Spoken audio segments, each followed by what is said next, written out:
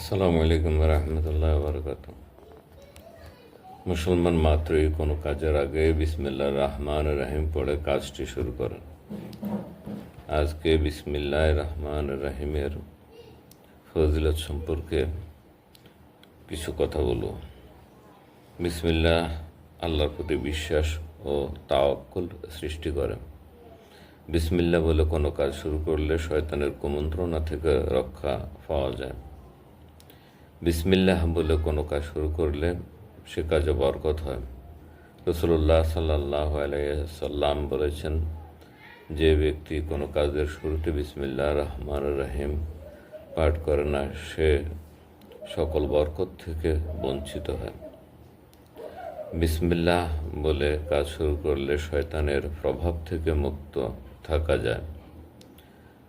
বিসমিল্লাহ বলে কোনো কাজ শুরু করলে আল্লাহর সাহায্য লাভ হয়।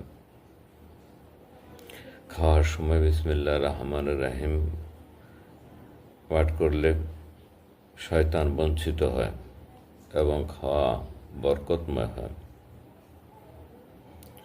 বিসমিল্লাহ রহমান রহিম বলে কোনো কাজ শুরু করলে জান্নাতে যাওয়ার পথ সুগম হয়। রাসূলুল্লাহ সাল্লাল্লাহু আলাইহি সাল্লাম বলেছেন, বিসমিল্লাহ বলে কাজ শুরু করলে জান্নাতে যাওয়ার জন্য একটি দরজা খোলা হয়ে যায়। বিসমিল্লাহ বলে লেখাপড়া শুরু করলে লেখা ও পড়ায় সাফল্য লাভ হয়।